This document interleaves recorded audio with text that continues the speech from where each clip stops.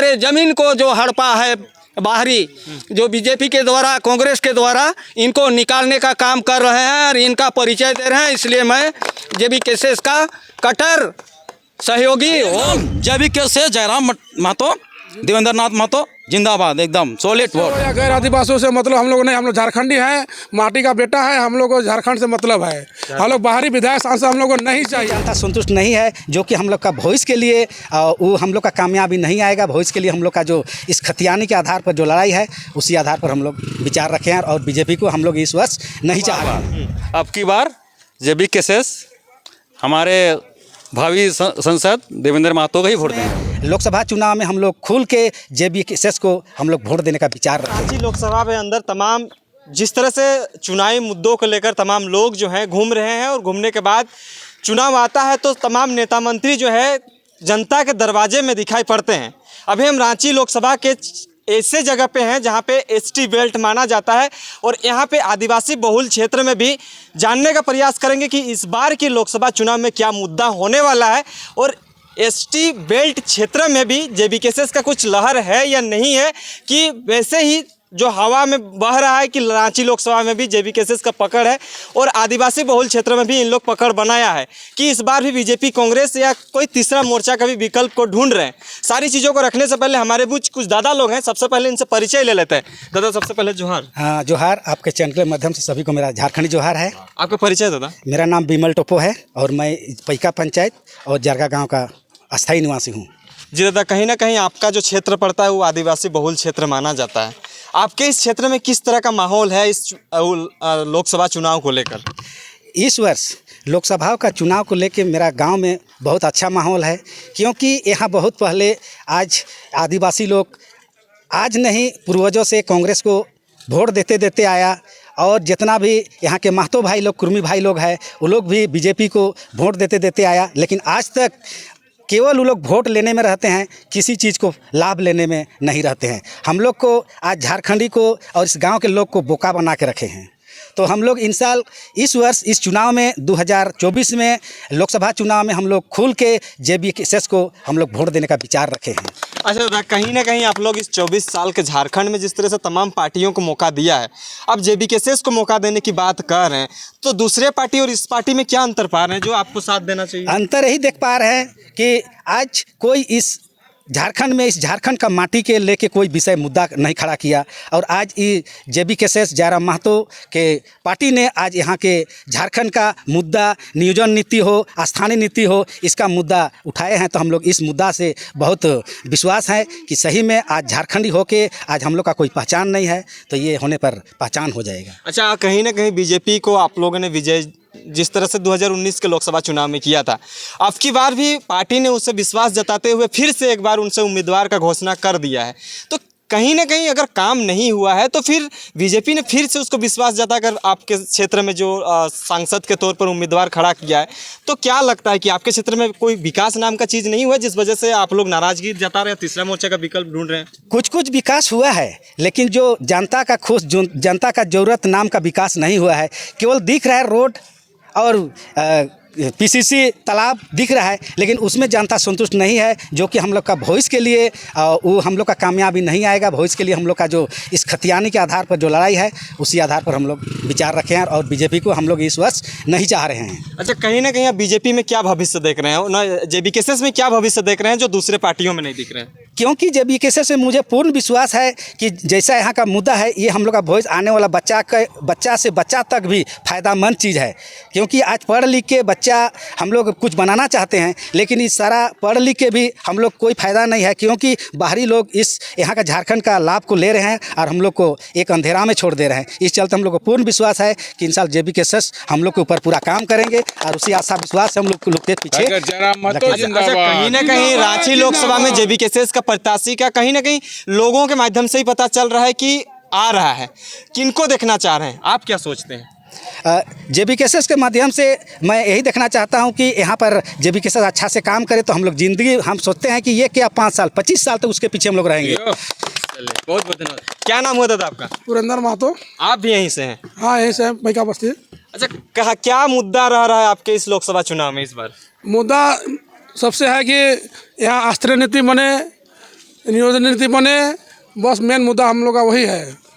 तो ये आदिवासी बहुल क्षेत्र है, इसमें जेबीकेएस का लहर चल रहा है, ऐसा कैसे? आदिवासी हो या गैर आदिवासियों से मतलब हम लोग नहीं, हम लोग झारखंडी हैं, माटी का बेटा है, हम लोग को झारखंड से मतलब है। हम लोग बाहरी विधायक सांसद हम लोग को नहीं चाहिए। संजय सेठ ने कितना ज़्यादा काम किया है? संजय सेठ में जीतने के बाद 5 साल में के दरमियान एक बार में मेरा पंचायत में दर्शन नहीं हुआ। इधर से गाड़ी उड़ी नहीं गुजरा है? ना गुजरा है, कहाँ गुजरेगा गाड़ी उसका। मतलब उसके काम से नाखुश हैं? ना खुश हैं हम लोग। क्या नाम हुआ दादा आपका? मनोज मुंडा। मनोज मुंडा जी, क्या ना कहीं अभी जेबीकेएस का लहर चल रहा है, आपके क्षेत्र में किस तरह का माहौल है? बीजेपी, कांग्रेस या कोई तीसरा मोर्चा का भी विकल्प ढूंढ रहे हैं आप लोग? आज देखा जाए तो जरूर दादा का जो विचार है स्थानीय नियोजन नीति और इस मामले को लेकर के हम लोग गंभीर चिंतन करते हैं, क्योंकि हमारा बेरोजगार युवा, हमारा झारखंड का जो विचार है उनको ज़्यादा लेकर आए हैं। हम लोग जेबीकेएस को फुल समर्थन देना चाहते हैं, क्योंकि हम लोग इनसे पहले बहुत बार हमने वोटिंग किया है।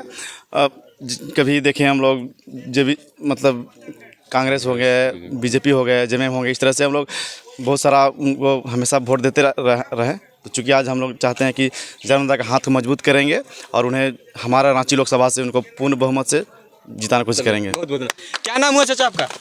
मेरा नाम दुसर महतो हुआ। आपका उम्र के हिसाब से देखा जाए तो बहुत बार आपने वोटिंग किया है। अब की बार 2024 के लोकसभा चुनाव में एक नया रणनीति और नया राजनीति के साथ जेबीकेएस उतर रहा है, कैसे देखते हैं इसको? देखिए बाबू, सबको देखा बार बार, अब की बार जेबीकेएस हमारे भावी सांसद देवेंद्र महतो को ही वोट देंगे हम लोग।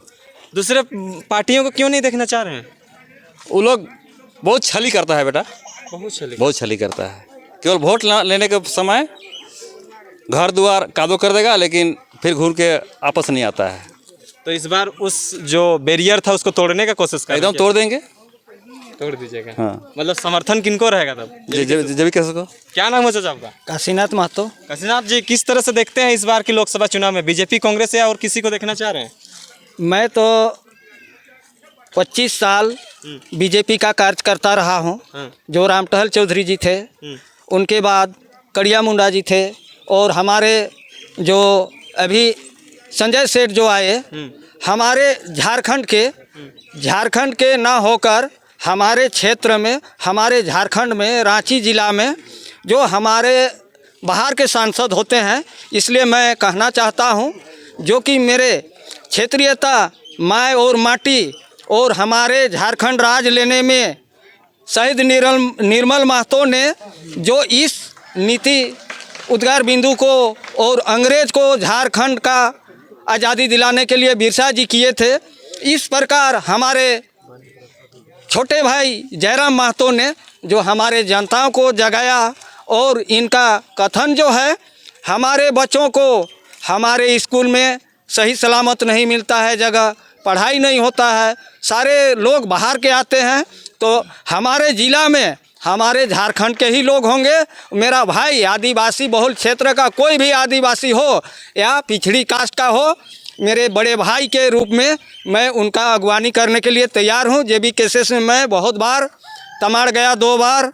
उनके बाद मैं बिनसाईडी गया, जो तमाड़ का क्षेत्र है, वहाँ काफ़ी जनसंख्या देखने को मिला। जब चुनाव का प्रचार नहीं हुआ था, केवल मात्र इन्होंने जयराम भाई का जो बात विचार चल रहा था, उनको देख के मैं बहुत खुश हूँ, और मैं सारे जगह जाके मेरे झारखंड के बारे में इनका वक्तव्य को और मेरे झारखंड का सारे ज़मीन को जो हड़पा है बाहरी, जो बीजेपी के द्वारा, कांग्रेस के द्वारा इनको निकालने का काम कर रहे हैं और इनका परिचय दे रहे हैं। इसलिए मैं जेबीकेएस का कट्टर सहयोगी और एक समर्थक रहूँगा, और मैं देवेंद्र भैया को जिताने का प्रयास करूँगा। घर घर जाके मैं इनका प्रचार करूँगा। मैं इतना ही कहता हूँ, और मेरे साथ सहयोग रहेगा। मेरे नौजवान साथियों को मैं अपने साथ बैठा के एक विचार करके एक सामूहिक संगठन के रूप में मैं इनका भारी सहमत देकर भारी बहुमत से हमारे रांची लोकसभा से देवेंद्र भैया को जिताने का प्रयास करेंगे। क्या नाम होता था? लखन महतो। क्या देखते हैं इस बार के लोकसभा चुनाव में, क्या मुद्दा रहेगा आप लोग का इस एरिया का? हम लोग का सीधे स्थानीय और नियोजन का मुद्दा रहेगा मेन इस बार का इलेक्शन तो में। दूसरे पार्टियों में भी तो ये मुद्दा चलता है। कहाँ ये फिर बोलता है, लेकिन करता कहाँ है? सिर्फ तो झारखंड को ठग रहा है ये लोग। अच्छा, कोई करने वाला नहीं है। सिर्फ वोट समय सब स्थानीय मुद्दा लेके आता है, लेकिन अपना जीत जाने के बाद जगह पर चल जाता है। आपका वोट किसके ओर जाने का हम लोग का वोट पूरा जेबीकेएस में जाने वाला है, मतलब इस बार का वोटिंग जेबीकेएस के नाम? एकदम जेबीकेएस के नाम। अब चाचा आपका? मेरा नाम गंगाराम महतो है, जरगा। जरगा। आपके क्षेत्र में क्या ऐसा समस्या है जो पिछले सिटिंग सांसद को आपने उस मुद्दों के साथ वोट दिया था, अब तक पूरा नहीं हुआ है? कितना पूरा हुआ है, कितना नहीं हुआ, ये बताइए। हमारे क्षेत्र में रोड आप जिस रास्ते से गुजरे उसको देख रहे हैं। हमने बहुत बार गुहार लगाया सांसद से और विधायक से, लेकिन ये समस्या का समाधान नहीं हुआ। इसलिए हमने अब तीसरा विकल्प चुन लिया है जेबीकेएस। जेबीकेएस में जितने भी जवान हैं उनको हम आग्रह करेंगे कि वे अपने जनप्रतिनिधियों को जिताने का काम करेंगे। मतलब आपका वोट जेबीकेएस। जेबीकेएस। हाँ। चलिए, बहुत बहुत धन्यवाद। मेरा नाम जय गोपाल महतो हुआ, मैं रांची लोकसभा का क्षेत्र का निवासी हूँ। अच्छा दादा, एक युवा लगते हैं, युवाओं में क्या ऐसा दर्द है जो इस लोकसभा चुनाव में होना चाहिए? तमाम पार्टियों का कहना है कि हम भी आपको रोजगार देंगे, हम भी आपको रोजगार देंगे। आप लोग अभी जेबीकेएस का एक तीसरा मोर्चा का विकल्प आ चुका है, इसको कैसे देख रहे हैं? सबको पहले जोहार भैया, यही कि रांची लोकसभा में हम जेबीकेएस का समर्थन करते हैं।